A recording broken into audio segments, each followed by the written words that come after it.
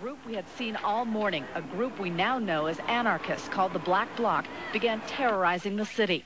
I was live on the phone as it started. Trying to break the windows. They're slamming against the windows. Oh my gosh, they just broke the Starbucks window. They're breaking into it right now. I'm moving across the street. It was a frightening moment, and I think I was in shock. I had been separated from my photographer, but as I followed this group, I soon met up with another Cairo photographer, Frank Simon, as the group's rage turned toward him. Photographer Eric Wald and I then followed the Black Bloc. There were about 30 of them, isolated by their black clothing, black hoods and masks.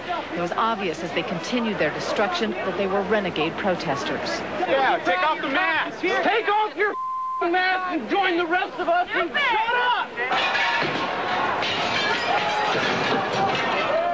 And now we're at the McDonald's at 3rd and Pine, where they are breaking more windows. They broke windows at the Gap. They're smashing windows at McDonald's. They're dumping over garbage cans. And they are very angry again and hostile. We're seeing more clashes with other protesters telling them to stop because they're giving everyone a bad name. None of the protesters, the legitimate protesters down here, want any of this kind of action. And they are very angry. So right now, knocking on the newspaper. Megan, any sign yet of police trying to track them down? Not police anywhere. They're breaking the bank window here at U.S. Bank. We got to get out of here. We're going to run up the street because if they see us, they attack us. And so we're keeping a safe distance away from them. Several police officers have told us because they were assigned to control the protest crowds, they weren't allowed to break ranks and to stop the Black Bloc. So the group just continued destroying property for nearly an hour. King 5's Deborah Feldman spoke to one police officer who says the department suffered from bad leadership. She's live tonight with this exclusive story. Deb? Well, I spoke with a detective tonight who says he feels completely demoralized by the way police were treated last week. He says he's not just talking about the treatment they received from protesters, but also from some of their superiors. It's hard for most people to witness chaos and destruction, but Detective Donnie Lowe says as a police officer at the scene, I was embarrassed. Lowe and his fellow officers were under orders to hold their ground last Tuesday when protesters blocked access to the convention center. He says it was painful to watch the crowd harass delegates and not be able to help them.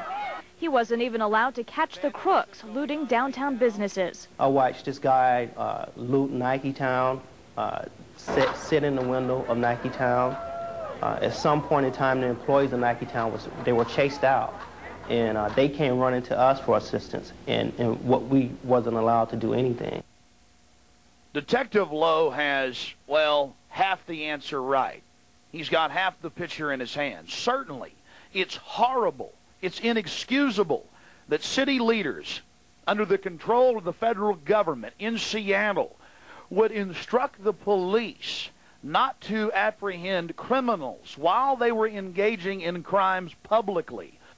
Crimes like robbery, arson, and assault.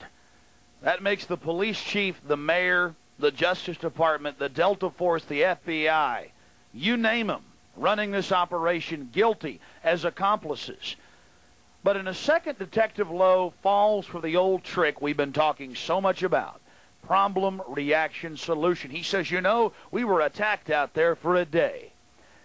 But, you know, later the city got it together and we went ahead and declared the emergency. Why, we had the no protest zone. Yeah, half the city.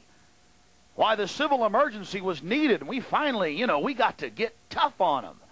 Yeah, you got to get tough on all the peaceful demonstrators that were shutting down the WTO, the World Trade Organization, and now when people think of protesters across the country, especially city leaders, city managers and others say, boy, we better crack down. We better ban protest here too.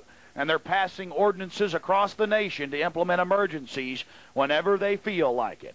And the federal government is rubbing its hands together. All started by 30 to 40 anarchists running around, burning and beating and smashing and stealing.